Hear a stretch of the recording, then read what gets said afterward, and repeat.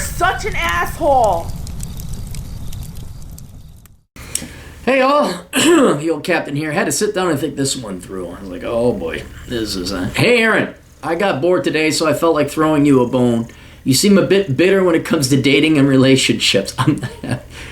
Oh, my poor young male friend, it's not bitter. You too, this is not bitter. This is just normal reaction. This is self-respect. If you're not, quote, bitter, then you haven't been paying attention.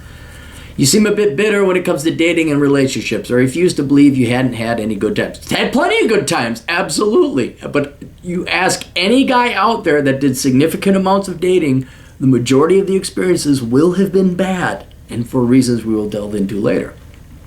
Give me a few successful love stories where Cappy is happy and falls in love, and some horror stories where Cappy is heartbroken and makes mistakes. Hang on, let me add one more. I had one, just came out. I'm like, oh, love. Werv. I'm in Werv. Hot redhead girl.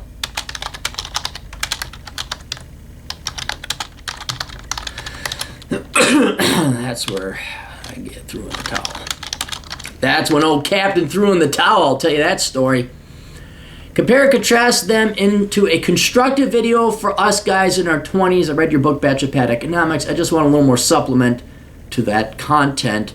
Regards, Anonymous. All right, as always, Billy. Okay, so I had to sit down and think, I'm like, oh, okay, what are the old caps? So I broke them down between success stories, horror stories, and some general conclusions about dating. I didn't want to go so damn long.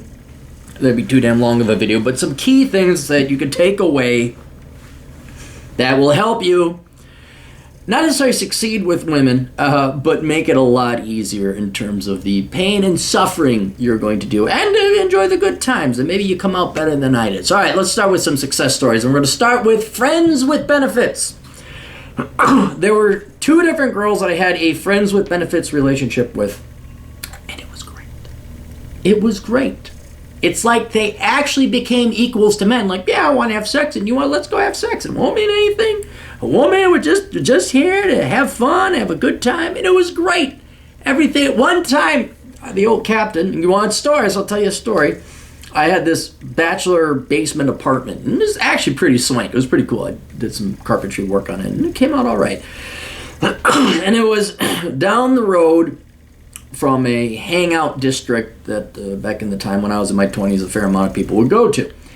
And I would usually play like sober host, or you want to come over and crash, or I had a little bar. And one night, it was a Friday night, playing my video games, having fun, just chilling out, being a bachelor. And then my buddy calls and says, hey, can I come to your place and crash? And I'm like, yeah, sure, come on.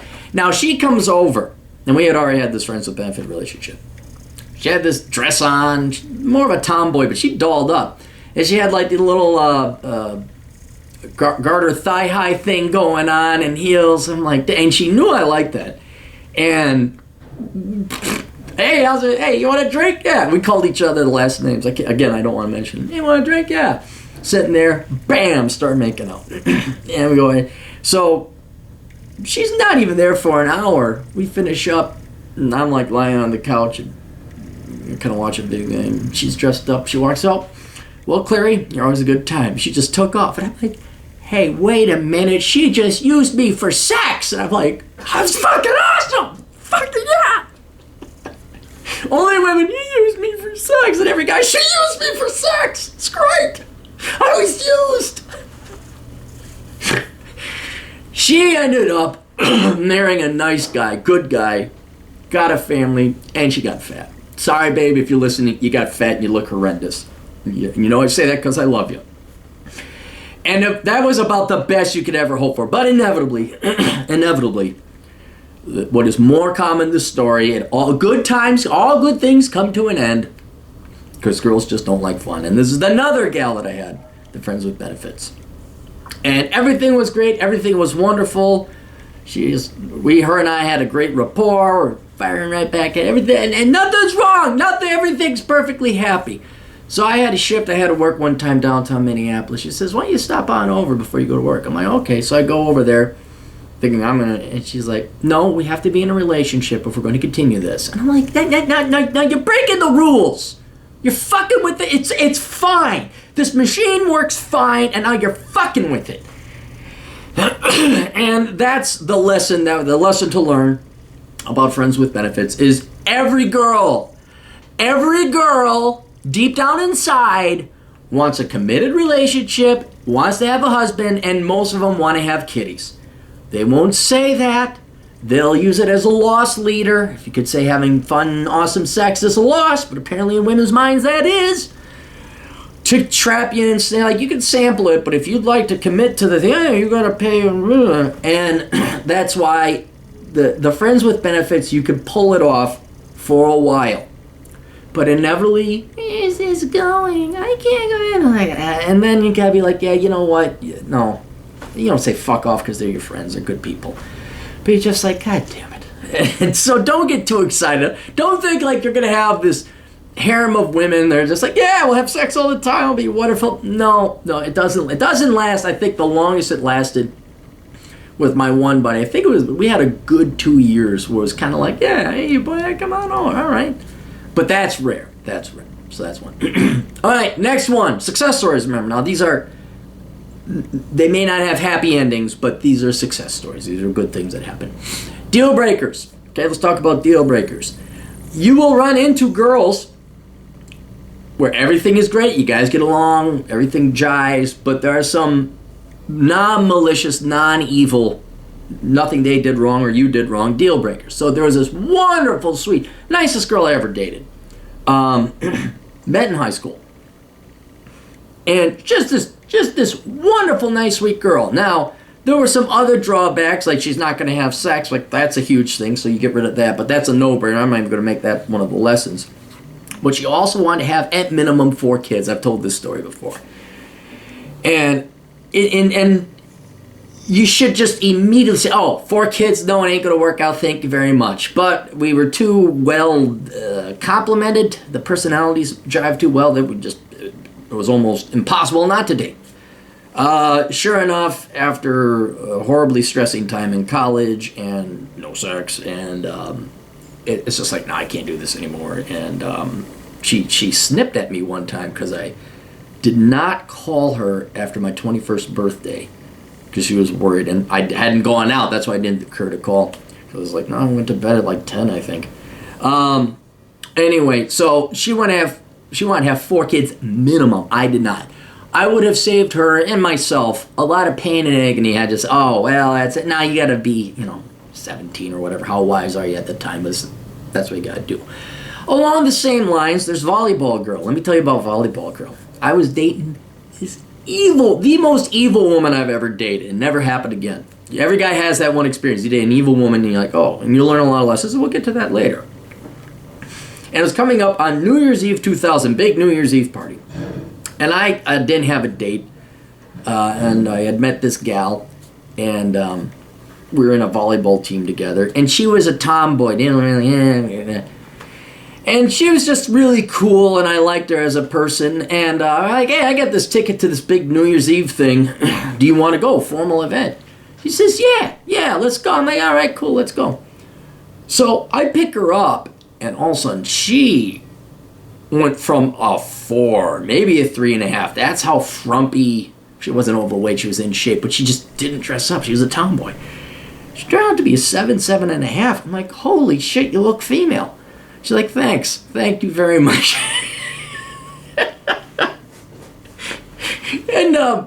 And we ended up dating because I was like, wow, you could actually be attractive. And we got along great. Everything's going wonderful.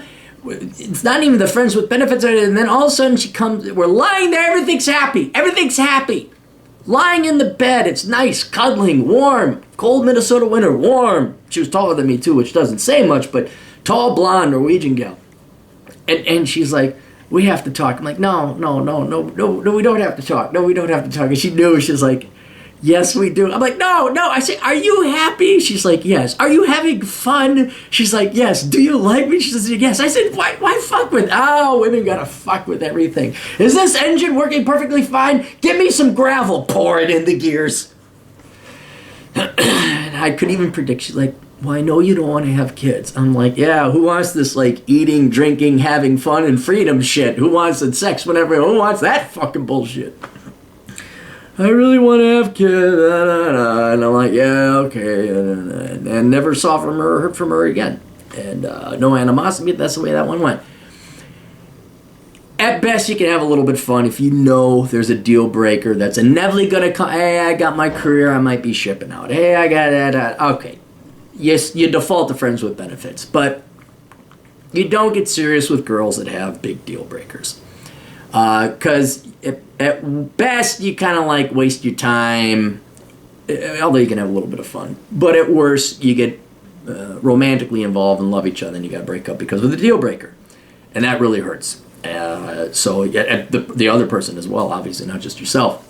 And probably even worse when you hurt other people. So you want to just, once you, oh, you want kids? Oh, you're a leftist? Oh, da, da, da. I know we have this personal, what's the word? Meshing, very well meshing.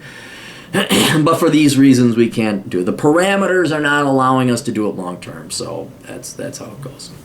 And then finally, dated another really nice girl, and this is where I learned that nice and obedient are the most important traits of a long-term girlfriend or wife.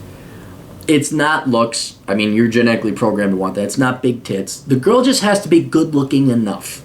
And we dated. This girl loved me absolutely, and I fucked this one up because I wanted to go out and play, and I wanted to be the playboy and all that other stuff. And it's very, very, very hard to find a girl that is nice and is going to support you. I don't mean financially, just like, yeah, let's do that. Yeah, let's do this. Oh, yeah, you go right ahead. Yeah, are we going to? Okay, she lets you be the leader. Let you be the man. Now, every once in a while, the personalities match. That is the woman that is the leader. And that's okay. Women can wear the pants when, if the guy is supplicant. That happens. There has to be one leader or one follower. It doesn't work any other way. But it is, especially nowadays, and this is even my generation anymore, we're talking the younger ones, women are programmed that they got to be the leader and we're going to co-parent, we're going to no, there is no co-lead. There is a captain and there is a first officer. There is one that is in command, final arbiter of all decisions. And genetically, historically, Darwinistically speaking, that has been the man. You're genetically programmed to be that way. Women are genetically programmed to be that way. There are exceptions, of course, and it works out perfectly fine. You see that happen. But a nice girl who supports you and doesn't nag and doesn't get in the way. And when you make a decision, there's no whining or crying or complaining. There's support, or at least just silence. That is, as you get older, going to be the number one thing in your life. Because you just don't have time to be arguing and debating and explaining. Like, we're doing X. And by God, support me. And if you don't, bye. And this also brings up kind of another tangentially thing. Keep in mind, these nice girls that are conducive to long-term relationships and marriage and being good wives, good long-term girlfriends, they get snapped up pretty darn quickly and the market clears. I know the men like to focus on the wall that hits women, and it does happen, but there's kind of this other wall for men where by the time you're my age, all you're left with is single moms, divorced people. I don't want to say, you could find the statistically rare woman that like really went a different path and has blazed her own trail. Like, oh, she's kind of cool. But for the most part, you're dealing with the leftover produce nobody wanted. The good produce is picked early in terms of the marriage market for the women. And then you're left with rotted fruit and wormed apples and stuff like that. Also, another thing is, you say, well, we're older. Men, we age like whiskey and women age like milk. Okay, there's an element of truth to that. But once you start hitting your upper 30s, to go to the girls that don't have another man's kid, who haven't screwed up and and they're young and fit, you're getting too old to tolerate the mentality of young girls. You might find a very traditional, mature 23, 24, 25-year-old, but it's statistically unlikely. You're dealing with teeny boppers and party goers, and they're on their phone the entire time. So I've seen this with many of my single male friends who are in their 40s now, and they ping pong between the 20-something girls and the single moms in their 30s. And it's just like, okay, the single moms in their 30s are more mature, but then they're on some kind of drugs, or a buddy of mine has some horror stories. They got other men's children, they got horses, they got all this other fucked up shit. Then you go to the 20-somethings, okay, they don't have other people's kids, they don't have this and that, but my God, the stupidity, the dumb, the pain, the pain. And then you just like, maybe I'll just be single forever. So, and then there was the redhead girl, the little redhead girl. And this wasn't even a dating relationship. This was where the old captain learned quickly. I had enough dating experience to learn. Usually this redhead girl comes walking in, and I'm like, oh, to hell if I'm leaving this planet without asking her out. And she seemed kind of spunky, punky Brewster type. And I'm like, okay, think of your strategy, think of your approach, what are you going to do, ba ba ba ba ba. And then all of a sudden I see her boyfriend coming in, and this is in the early aughts. Sleeve tattoo, skinny. He's on a pedal bike in winter. You could tell because he's dressed up, but he also has his sock over his leg to prevent the gear from putting grease on your pant leg. And I ended up finding out through the grapevine that, yeah, he was, basically homeless and living with her, and she just loved him so much. And that's why I learned to throw in the towel, because there was that initial, you look, and you have this biological Darwinistic, like, that's what I want to share my genes with, that's what I want to propagate the species with. And I believe in that 100%. Like, you have, some people just like, wow, there's that chemistry. I don't doubt that for a second. But that's caveman day shit, all right? You have to think more modern day stuff. And so where I was like, whoa, giggity, and I looked, through talking with people, I found out, oh, that's fine. And it was one of those instances, this is why this is a good lesson, where I was able to turn off this back part of my brain and let this sucker take over the front part of the brain. And that's when I threw in the towel. Where I was like, I am too tired. I am just too damn tired. And instead of being stressed out and worked up about it, I was able to look at things clinically, empirically, look at the facts, and not even say emotion, but lust or genetics get in the way, or Darwinism get in the way.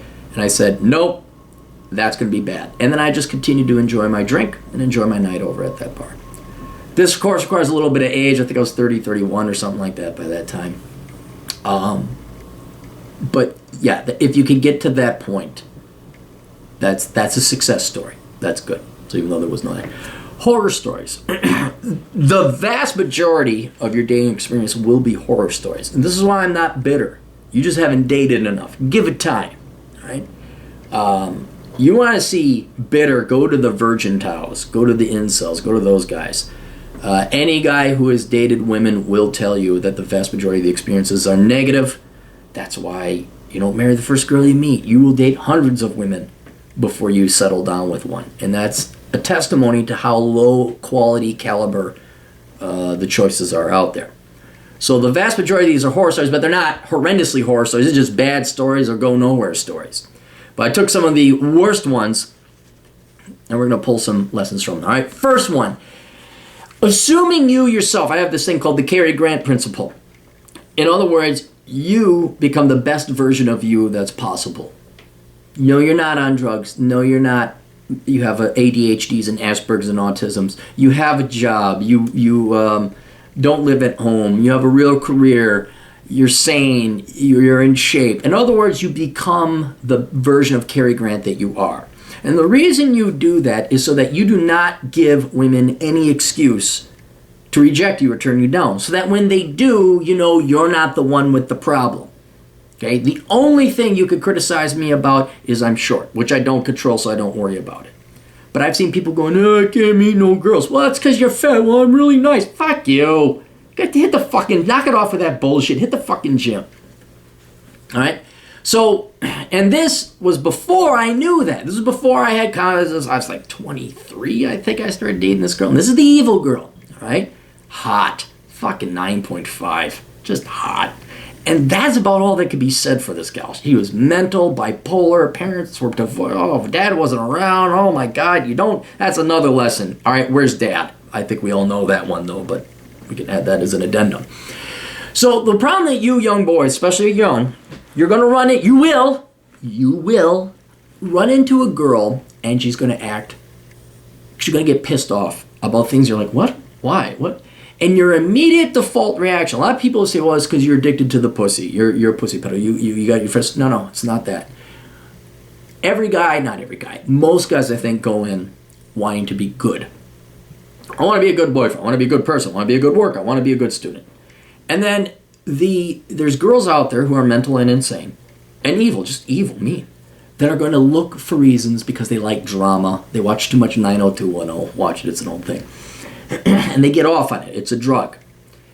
And they will find reasons to cause drama so they can get that fix. And they will get angry at the most minorest of infractions. They're not even infractions. You guys know the story about the girl where I didn't buy a soda and she was threatening to commit suicide and threw a temper tantrum on the highway. We'll get to her later. This is not her. This is even worse than her. And you being a intendedly good person will think, okay, there is something I must have... This person would not get this pissed off, this angry, if I didn't screw up somewhere. I must have missed something. And especially since you're young and you're stupid and you think women are all just these wonderful saintly beings and they're just all equal to men, you're going to say, God, I'm sorry. I had no idea. And that's when they get you. Because now you're like, well, I don't want to hurt this person. Then it'll be something else. Well, you got me blue flowers when it should have been red. And it won't stop. And you're going to keep trying. You're going to try and solve the problem. And you're going to be like, inevitably you're going to get to the point, wait a minute. What if she's just a grade A bitch? What if she's just actually evil? And after, you'll be taxed. You'll do it for a long time because, again, you don't want to be a bad person. Or you just want to solve a problem. I think that's another psychological, not necessarily addiction, but almost causes an addiction. Like, what's wrong? I got to figure out, what did I do wrong here? There's something off. They're just bitches. They're mean. And there's a lot of them out there, guys. Now, you throw in the fact if they're hot and they're good in bed, oh yeah, then you guys, again, this back part starts to take over. You're not even thinking with this. But even with this in full, you're like, what's going on? What's wrong with it? No. There are, and this is the lesson, boys, you have to understand, there are many evil and insane and mentally impaired women. If we are to use over-the-counter drugs like ADHD, bipolar, depends on the age range, at least 1 in 4 American women are potentially like this. Because they have to say, I'm bipolar, I'm this, I'm that. God almighty, I've seen it, especially with some of my older friends. These gals aren't even that young. All these gals were in their 30s. And oh yeah, they had all these problems, and they're taking this drug, that drug. It's like, there is evil. There are petty, mean women in this world, and they're typically correlated with hot, which we'll get to later. But it is not you. If you're going along, hanging out with your buddy, and this is why you got your buddies. Your buddies provide you a base, an objective standard. Hey, bada boom, bada bing. Hey, fuckface, how's it going? Ah, what's up, Jamoke? Hey, look, it's Booger Nostrils. Hey, Booger Nostrils, what's up there, BS? Or BN? These guys show you this is how a normal, healthy relationship works. Your female friends, hey, what's going on? Ah, that's a nice dress. Why, thank you. Okay, and spank them in the ass. That's all we did was spank women in the asses back in the 90s, just like James Bond. Then you go and date your girlfriend, and she's acting like,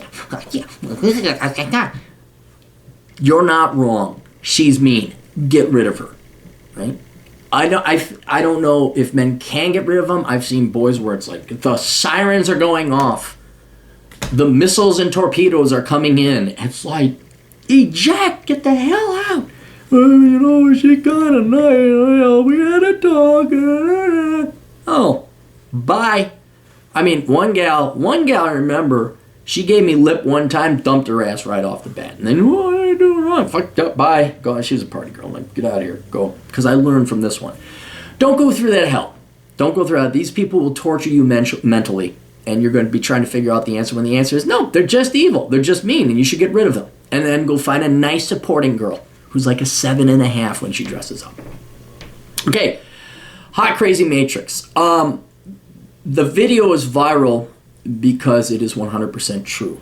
And you have to understand that the prettier a girl is, the easier her life is, and the more shielded she is from her reality. Men will bail them out of their mistakes. They won't criticize beautiful women because they want to fight. It's the Bill Burr classic. Nobody corrects them because we want to fuck them. Now, if you think about that, if nobody corrects you, what kind of a person are you going to grow up to be? Well, you're going to grow up to be an entitled mental sadist. The world revolves around you, quite literally. And not literally in a gravitational sense, but because every guy wants to bang you, they're going to pay for everything, and they will not hold you up to society's standards in terms of politeness, etiquette, civility, morality. You can get away with murder if you want. Because if this guy ain't going to pay for you, then some other guy will. Right? And then women want to be like you, and they want to be attached to you, and like you get this Kim Kardashian effect where women just, oh my God, you're so beautiful and amazing. The problem is that this makes hot girls, especially rich girls, completely undateable. I don't think I would ever waste my time with anything 8 and above. Because once you get above an 8, you're dealing with a real delusional woman in terms of work ethic, self-supportation, majors, career, profession, morality, friendship, altruism, selflessness, everything that's required to just be friends, let alone date, is not there. Hot girls, especially rich hot girls, are not capable of that. They are literally impaired, mentally retarded in the fact that they have not grown. And so this is the story, I've told it many times before, where I went and got gas, went in to pay, came back out, and this girl was Timberwolves or Vikings? She was a cheerleader at one time for one of the teams. The old captain did good. The old captain for 5'9" did good. And her parents had a net worth of over $1 billion. They lived in a gated community, and the mom made me park my car up down the road because she didn't want to be embarrassed that I had my piece of shit 85 Cutlass Supreme. Oh, it was a beautiful donk. Great car. The Gutless Cutlass. Beautiful car. And this one didn't last because I had dated the evil girl before. But this is the one where I went to get gas, and I didn't get her a soda, and I didn't know this. And she was all pissed off. And then in about 3 miles, she's throwing a temper tantrum and screaming because I didn't offer to buy her anything, and she should kill herself. And I was thinking about pulling over on the side of the road, kicking her. I'm like, there's the bridge. Dropped her off. Never. Bye. Gone. She ended up marrying an engineer, sap. Alpha fucks, beta bucks, perfect example. And she got fat. So fat that when I saw her several years later at a party, I didn't recognize her. So, again, the general simple rule is you can bang above 8. Yeah, go. If you can bang a 10, bang a 10. But once it comes to relationships and marriage material, quality women, there are very few quality women above an 8 on the look scale. Because society, I'd almost say it's not their fault, but society just pampers them and spoils them so much that they're never forced to live in the real world, and they are not. You don't want to date them. You don't want to date above. Okay, you want to bang and date above an 8, but you don't want to commit or get serious. Just these are the type of girls like, yeah, I'll call you later when you get your attitude checked, and then they're like, oh. See, and in that sense, you can maybe train an above an 8 because you're the one like, I don't need your lip. When you get your attitude checked, like when you leave, that's the first time any guys. There's been a couple girls where I was the only and first guy to dump them, and then they freaked out because that never happened. And then they inevitably do come crawling back. You're like, get the fuck out of here. But then you're in the world of training and educating and changing them, and that's certainly sometimes easier than going out and finding the perfect girl, but. That takes a lot of time and effort. And you don't want to waste your time training a girl. Besides, they're all equal to men, and they're just, they can do whatever guys can do so they can raise themselves and they themselves can become their Cary Grant best. Or I guess it would be the Audrey Hepburn or Sophia Loren best. But I don't see anyone lining up to do that. So please do listen to the Hot Crazy Matrix. You don't want to go much more above an 8 because they are undateable. Undateable and unmarriageable. Because they lack selflessness. And that's key to having a long-term relationship. Another one, my Christmas Day stand-up story. It was December 25th, 1993. First Christmas, the old captain was by himself patrolling as a freshman in college. And I took the shift because I needed the money. Got time and a half because it was holiday pay. And I was, not, you can't even say dating. I think I went on a date with this girl. And she had invited me to her parents' house for Christmas. I think it was Christmas Eve now that I think about it. It was Christmas Eve going into Christmas night. That's what it was. Terribly sorry. Christmas Eve dinner at this place. I'm thinking like, wow. And I didn't even have a car. And I'm going to get some food. I'll get some to-go stuff. And, it was going to be a cold night that night. And I was going to be Patron. And it'd be good to see some people, relatively new, only 3 months into college. And I was, and then this girl maybe, and that might lead somewhere. She was pretty. I liked her. And I meet the folks. So she was going to pick me up. I think like 5 or something. I was going to go down. I think it was Apple Valley. I lived down in Apple Valley. And then she dropped me back off so I could do my shift. And I worked until 8 a.m. the next morning or whatever it was. So there I am. I have my uniform with me, so I could change at the house and then go straight to work. And I was supposed to be picked up, I think, at 5. So I'm down there, like 5 to 5 in my dorm.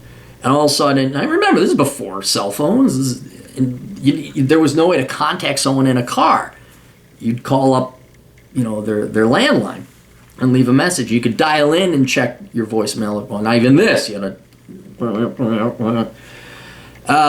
so also it's like 5:05, and I had enough dating experience, even in that short period of time. Like, am I going to get stood up? How sad is that? You're 18 years old. You're 3 months into college, and you're already trained to know, are you going to get stood up? And sure enough, like 5:15 goes right, and then by 5:30, I'm like, God damn. And I'm calling. I think I even had her parents' phone number. I didn't want to harass them too much, so I just called and left a message. And it's like, why would you do that? Why would you do that? Poor kid. This is almost, I'm so far removed from it. Here's Christmas Eve. You invite someone to have dinner with you, like, oh, let's help out the poor lonely people. And I got stood up. And that was, you wonder how I became accidental alpha. It's stuff like that accelerates your bitterness to where you're like, fuck off. Oh my God, he told me to fuck off. Now I'll go out with him. That one really hit, and I still had a little bit of a heart back then, not the pump that I do now. That one hit hard. That one was, and was I pissed. Oh, was I pissed. Now she's ugly. I found her, and she got kids. She can't. It's hilarious. Anyway, that would set the tone. Maybe not that harsh with the timing on Christmas Eve, but that would set the tone for most dating until I stopped dating. You can expect women to stand you up 70% of the time. This is look it up, 50-50-25, the rule of 50-50-25. 50% no, 10-50% show equals 25% go. The number's a little bit more different than it's more like 70-30, but you could expect to be stood up 70% of the time. Now, this goes back to the 90s up to the mid-aughts, 2010s or something like that. I have to check the numbers again. But yeah, you do not assume you have a date. You always have a plan B. You always make other plans. It's like if a girl says yes to a date and you got a date and a time, you could, and it's not fun. Take another shift. That's one time that happened to me. Is I got so used to girls flaking out at the last minute, I would always double book or have another shift. One time I was working a shift, all of a sudden, hey, yeah, Robert Clary, call in. Like, yeah, what's up? Someone left a voicemail for you, said that you're supposed to have a date time. I'm like, oh, shit, she showed up. Another time, I did double schedule, and I had to call the gal, and I said, look, I'm terribly sorry, but I got to work tonight. And I think that actually helped me get laid, because I'm like, yeah, I'm not going to be able to make it. Like, oh, my God, he turned me down. He's about to stand me up. And, oh, my God, I'll go out with him now. So she didn't flake out on me when we rescheduled. That itself may even be a thing where you set a date up for, the 20th, and then on the 17th say, hey, you know what, something came up, I'm busy on the 20th, can we reschedule some other time? That almost, I bet you, would whittle down the flake out rate by at least 20%. But the larger point is, the lesson to draw from that is that do not assume you're going to have a date. And it's going to save you a lot of hope and excitement. Just assume she's going to flake out. Just assume. And then you go schedule time, you're going to have a better life because you're spending time with your buddies, or you're working, you're getting your homework done, or whatever it is that you're doing. You do not assume you have a date. You assume, because empirically this is how women have behaved, is they will flake out. And then they wonder why you... Why we get treated equally? Well, this is a probably big reason, ladies. When you say, I'm going to do X, and you don't do X, you simply don't honor your word, it's really hard to respect you. Very hard. Okay. Another one. Horror stories. Fuck them while you can. Teaching dance class. It was a swing dance class. Went to the Times Cafe in downtown Minneapolis. Not downtown, across the river. And I'm tired. It's a weeknight. I was beat. Had to go to work the next day. And this place, the music ended at like 11 or something. And so these people had gone out. A lot of older people, and they're just excited to go have a martini. They're having a grand old time. And these old farts are going to close down the bar, and I'm going to I'm going to go to bed. And like, hey, Aaron, and this is when smartphones were coming out just, I think. And they found out that there was salsa dancing at a club in Minneapolis called First Avenue. It's on First Avenue. The club is also called First Avenue. They got salsa night. And I'm like, oh, God, no. Because I know it goes till 3 a.m. And I'm like, oh, guys, I'm tired. You can go. It's just down the street. Go down there, find parking. But, guys, I got to. Well, and then this hot blonde that was in my dance class, who was giving me the eye, she's like, I'd be ashamed if you didn't come salsa dancing. I'm like, oh, she said that. She said that like we're going to. That wasn't just like, come on, salsa dance. Like, be ashamed if you didn't come salsa dance. Like, oh, that was a green light. That was a big green light. So I'm like, all right, I'll go a little bit. Well, we're making out on the floor, salsa dance. So we closed this down. I wasn't even drinking. I don't even think I drank. I had a drink, but I was just beat dead tired. So we walk out, make it out in the parking lot, and she's like, why don't you come back to my place? I'm like, dude, because she was in St. Paul, I was in Minneapolis, we're going opposite directions. Like, I got to get to work tomorrow. I got to be there in like 5 hours. I got to go home. I got to sleep. I say, let's meet up again, all right? I'm going to do a rain check. And so she went her way, I went my way. I had her number, called her like a day or two later. Nothing. She went ghost. I never saw from her again. I'm like, damn it. That's when you call in sick to work. That's when you take a sick day, guys. Okay, that's when you take a sick day. Another one. Best date of my life. Best date of my life. Funnest date of my life. I forget her name now. Moxie Brunette. We're going out having a grand old time. I was having the time of my life. And this is kind of the last time Cappy was in WAV. Cappy was in WAV. Marriage. So, after the first date, I'm like cloud nine. I'm like just singing and having a good old time. Got this one in the bag. This is the girl. I think I was 24, 25, which is some dipshit kid. And I wait the 2 days, maybe wait the 3 days. So I called her up like, hey, you want to go get some lunch or something, And oh, I'm sorry. Let me tell you the story. I get ahead of myself. We go out dancing a bunch of different places. She's dressed up. I'm in a suit. We go back to her place. She puts on a lingerie show for me. We're watching... She liked the classic stuff. What was it? The Dick Van Dyke Show. She liked the Dick Van Dyke Show. And I could have banged her. Now, here's how dumb and stupid and idealistic and moral the captain was back in the day. You guys think, oh, he's always been... there was a time he was nice. I said, you know what? I've been banging these girls like on the first date, and that doesn't go anywhere. All right? I'm going to wait. I'm going to postpone. So I'm going to save her for... I'm going to say I'm not going to let screw this one up. Why would I bang? She had this like Barbie doll outfit on. It was fucking amazing. And I was like... And I did. I said, no, I'm going to postpone on that. So 2 days later, I called back. I'm like, hey, let's go out at dinner. It's like, yeah, okay, fine. I'm like, it didn't sound too good on the phone. Pick her up, and she's just the complete opposite of who I went out with that night. She's quiet. She's reserved. I'm like, what the hell? What the fuck? And here's another thing. This is an aside to the story. If it feels like you're trying to turn the car engine over and it's just a dead battery, that's not your fault. You're turning the car engine over. You're turning the key. That's all you're supposed to do, guys. If the car engine doesn't turn over, that's her fault. So a lot of guys will think, what am I doing? You'll try and be more charismatic. You're trying to... It's not your fault. Something wrong with the car. And there was something wrong with the car that day. Her battery was dead, I don't know what. So we went to Subway. And she's just dead quiet. And I said, oh, yeah. And I'm like, and I'm trying to save it and salvage it, trying to get it back to where we were before. And at the same time, panicking, not really panicking, but freaking out like, no, I can't be, no, I had dreams, I had hopes, and just seeing this just utterly decay, you know, like Avengers where everyone turns into ash. It's kind of like seeing that, how like your dream girl just turned to ash. You're like, no.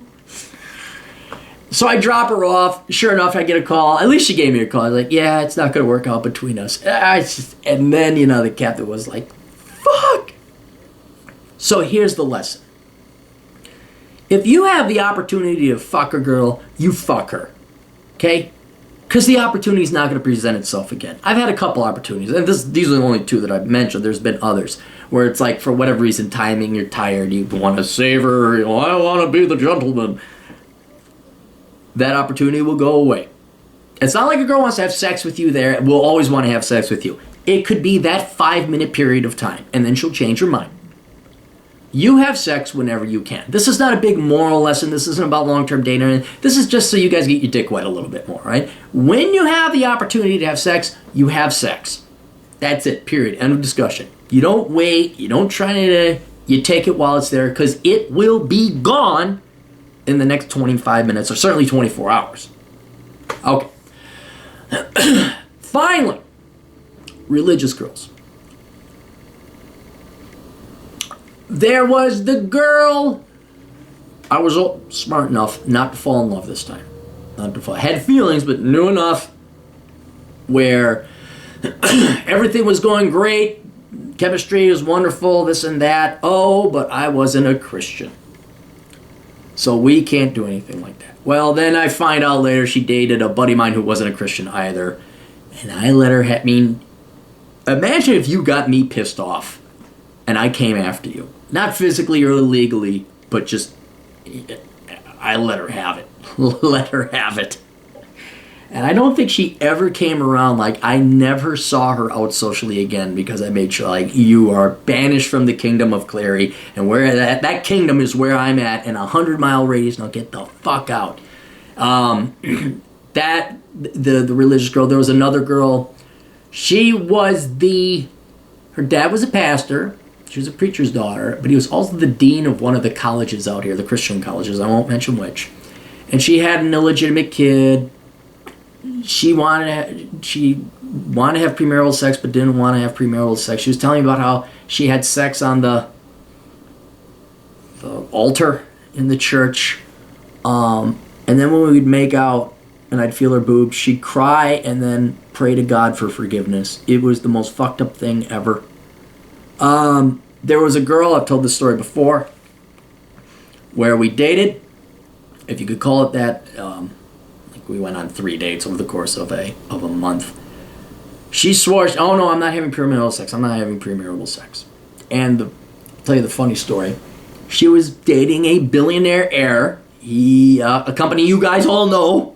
He is one of the children that's going to inherit multiple billions of dollars, if he hasn't already, from this very large corporation. And he got her pregnant. They were going to get married, but he basically says, I'm not going to support you if you have that kid. You're going to give the kid up for adoption. If you do, I'll give you several $1 million or something like that. That's when she found Jesus, because she didn't know how fornication works or how sex works. And she was a born-again Christian. She was going to have premarital sex. And so she invited me over for Thanksgiving. I don't know what it is with Thanksgiving and Christmas. And so we're sitting there, and she starts praying immediately. At the dinner. I'm just like, you know what? I'll vote for people who aren't religious. You just don't pray. You know, maybe you say a silent prayer or something like that. So that wasn't going to go anywhere. I split town. Then I find out, kind of like the previous one, I can't date anyone who's not Christian. This girl said, I can't have premarital sex. Well, she was throwing herself at a buddy of mine. He's like, oh yeah, she was totally going to give it up. I'm like, what? Again, they're going to be, we're moral, we're sanctimonious, but now I got forgiveness coming through. So, whatever reason, it didn't work out. A year later, I'm at a hangar dance. I got a couple drinks in me. And I'm having a good time. There's cute girls that I'm dancing. I'm having a grand old time. Got a couple numbers. And also I see this cute girl. And I'm like, I know her. So I go up there. I'm like, hey, don't I know you? I'm thinking like she's a dance student of mine. I'm like, yeah, I want to get with this girl. She looks at me and is like, yes, Aaron, you do know me. I'm like, ooh, that didn't sound good. Didn't sound good. She's like, we dated for about a month. I'm like, oh. And I'm trying to remember her name. And then all I could remember was the name of the company. Let's say the name of the company was Johnson Corp. It wasn't. You guys all know this company, but it wasn't Johnson Corp. And I said, wait, Johnson Corp girl. And she's like, yes, Aaron, Johnson Corp girl. And she turned around and walked away. And then there was the girl who was a Christian and da-da-da. She liked me. I liked her. Went on a date or two. Finally get her back to my place. I got her shirt off. I go in for a kiss. She had nothing on top. Boobies on. I go in for a kiss, and she's like, what are you doing? I'm like, what do you mean, what am I doing? What? She's like, well, I can't kiss you until we're engaged. I'm like, okay, that's it. You got to leave. So, and there's more stories. Those are the 4 that were in it. You don't deal with religious girls. Not really. There are religious girls who are actually penitent, and they go to church, and they, love Allah or Jesus or Vishnu or whoever. But Christian white girls are the best at taking Christianity and abusing it to wield control and power over men. It is a weapon, okay? They could claim they got the Bible and they lord it over you, pun intended. And they will beat you with it so that they can control you. Some guys they'll go have sex with. You might be one of them, but they're always going to say, well, no, I can't do that because of this. I can't do this because they'll always hide behind Jesus or the Bible. But then, and this is why they're not real Christians, when you look at their actions, oh, but I'll make an exception here for this guy, or I'll go do this, or I'll have sex over on the altar, but not with you. Not with you. Do not bother with religious girls. Do not bother with them. If they're religious, well, yeah, I went to church. Like, oh, but they're not praying in front of you, and these fake born-again types, don't deal with them. All right? So that's a horror story, several horror stories there. So overall conclusions, came up with 8. And this won't guarantee you anything except an easier life when it comes to your dating and courting the nice young ladies. All right, 1, you want the nice, supportive girl. All right, that is the number 1 long-term trait. The nice, supportive girl. Not hot, stay away from 8s and above. You want the nice, supportive girl. That is the number 1 trait that you should be seeking for in women. 2, avoid anything 8 or over because they are not mentally fit for dating, selflessness, love, or a healthy relationship. You just avoid the 8. You can bang them, you can date them, you can fuck them. You don't commit to them. All right? 3, you are going to get tired of dating and you are going to drop out. You will get old, you'll lose energy, your testosterone will go down, you'll bang, it won't be novel anymore. You're like, yeah, okay, I've got enough. You're sick and tired of dating. You're going to get more successful as you get older, so you're sacrificed. Like when you're 20, you got nothing else going on. Like, yeah, let's go to a movie, let's go to the park, let's ride bikes. Now I'm like, we got like maybe an hour. It better be some real motherfucking awesome shit. And it's like, I can't even imagine my buddy and I hanging out in Vegas. He's married. He's 40. And he's like, yeah, I can't imagine dating. I can't even, I'm like, yeah, I can't imagine wasting that much time or dealing with that much crap ever again. So you get older, you get more stuff going on, you get tired, your testosterone isn't as high. You also get some self-respect. And you will get tired of dating. And you will drop out. Or you will be very marginally participatory. And I even did a chart one time. I did a survey. I said, what percentage of your spare time was spent chasing after girls between this age, this age, this age, and 5-year increments? And it went like this, like you're 10, your girls are icky and gross. 15 to about 25, it's peaking at like nearly 60, 70%. And by the time you're 55, it was down to like 1 or 2%. You just will get tired. So even though your hormones and everything and your current position in life is making you do this, keep in mind down the road, it will come to an end. And this is where you get a little bit of self-respect, a little bit of peace of serenity. What I would advise for every one of you boys out there in your 20s, for every hour you dedicate towards chasing women, spend an hour on self-improvement. You owe yourself that much self-respect. Right? If you're going to spend an hour at a nightclub, you better spend an hour at a gym. If you're going to spend an hour with Cootsie Laree, you better spend an hour at the office, or learning a programming language, or something else, or hiking, having fun, doing whatever you want. So I would not commit that much time to win. 4, the market of good women will clear. There is kind of this metaphorical wall for men as well, and that's when all the good girls are picked over like the good grapefruit at the produce section. If you want to get married, be honest with yourself, if you want to get married, you're going to have to start looking earlier on. And you're not going to be going for quantity, you're going to be going for quality.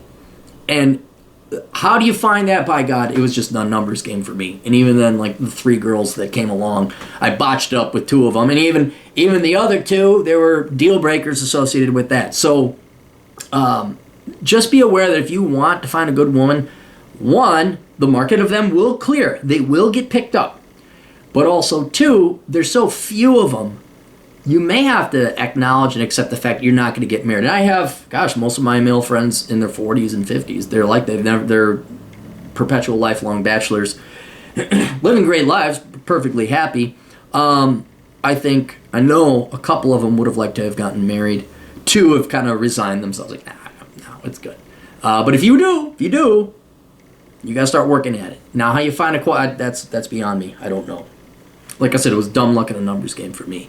But just be aware that the market of good women will clear. 5,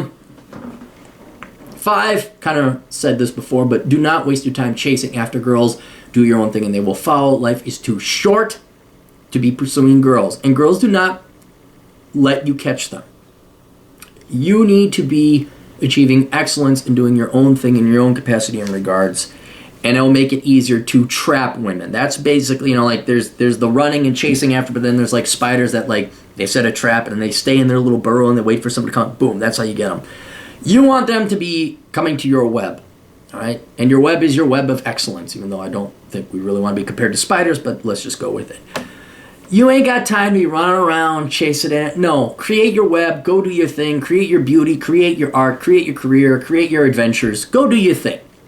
And by the time you're 23, 24, 25, you're going to have all this character, all this life that you're going to be able to go to a girl and she's going to be like, well, I'm dating this guy who's a grad student and he's getting his degree in sociology, but you're interesting. You went to Australia and you hiked over in China and then you have your own little drop shipping company and you're going to get girls you're going to get a lot more girls with a fraction of the effort and calories spent chasing them. Because you're not. You're going to be pursuing excellence. And so that's another thing there. There's nothing wrong with you. Number 6, there is nothing wrong with you. Yes, there is that high percentage of women that are mentally ill. I would say, you can't even say mentally ill, just mentally fucked in the head. And there is a difference. Like, someone who's schizophrenic is different than just a spoiled little brat from the suburbs who never had daddy or hubby or any other guy tell him no or tell her no. But the effect is the same. You're still dealing with somebody who's effectively mentally ill. And I would say 1 in 4. So when you start running into these girls and they stand you up, they throw dramatics, there's antics, there's bullshit, there's shit tests. I know a lot, well, you gotta pass the shit test. And I academically acknowledge such a thing does exist, and yes, you do have to pass it. But fuck shit tests. It's like, shut the fuck up. No. You were late? Yeah, I'll see you, bye. Well, I don't play games. There's just no games. That'd be a very good thing. Is a policy, not play games. But there, again, assuming you achieve your Cary Grant version of yourself and make sure there's nothing wrong with you, there is nothing wrong with you. So be on the lookout for mentally ill women. Never assume you have a date. Remember, 50-50-25, you always have a plan B. And then finally, this is something that I wish I kind of did. A lot of women, it's an element of taming of the shrew. And there's that scene in McClintock, which is a version of Taming of the Shrew, where McClintock finally grabs Maureen O'Hara and spanks her in her ass. And women need that a little bit. Not actually being spanked in the ass, but they need to be told no. You need to say no. You need to train them a little bit. Not even train, but like hold them to standards.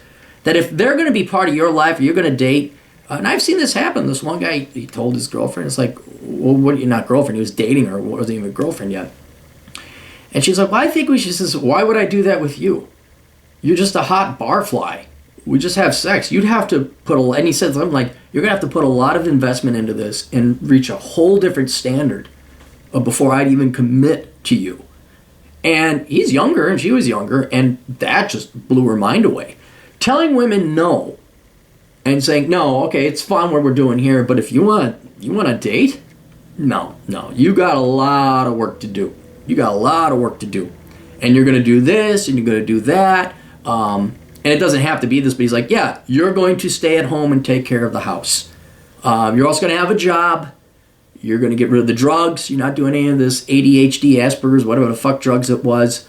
I'm final decision and arbiter of all decisions and decision making. And you're going to stay. Basically like, no. And if you want to get with me, it's going to be this. If, in my case, the couple instances, I would not have given any respect to their opinions, which I knew were bullshit. Kind of like in the Christianity thing, like, well, you know what, like, yeah, you can knock it off with that Christian bullshit. And by the way, I would have told women, like, by the way, I'm picking you up at 7, be in this dress and be in heels. And you know what? We're probably going to have sex later. Would have worked out. Instead, I'm like, oh, that's all right. No, I understand. X, Y, a lot of finger pointing, a lot of commanding, being masculine, being manly. There would have been a couple instances where you could have switched it. Maybe it was a shit test. Maybe it wasn't. I didn't know. I didn't care. But it's like, yeah, we're not doing that. And if we're going to continue, you're never going to do that again or anything like that again. Spank them in the ass, metaphorically. And then all of a sudden, you'd be amazed how many girls are like, oh, okay. Because here's the other thing. This facade, this ruse, this act, this play, this theater that women are putting on. Again, all of them, not all of them, 99.8% of them want to get married, they want to have kids, and they want a masculine man. Okay, they don't want an abusive guy, but they do want a man. But they've been conditioned and brainwashed to put up this huge front, and an adamant front, very vociferous and emotional and charged about it. Don't need no man-fish bicycle, and we're gonna do me. And you gotta just like push through that and say no. You're gonna do X, Y, and Z, and I don't give a shit what your feminist studies professor says. I don't care what the media says. You know what? I'm making X number of dollars. I want to have children, and by God, if you're going to be my wife, you're going to stay home and raise those damn children, and you're going to keep the house. And then also, well, yeah, okay, it's kind of really what I wanted. So it's just, shocked to find gambling going on in here. Look that video up. It's very interesting. But yeah, I would not, it's not that you're trying to supplicate them or pander to them. It's not that.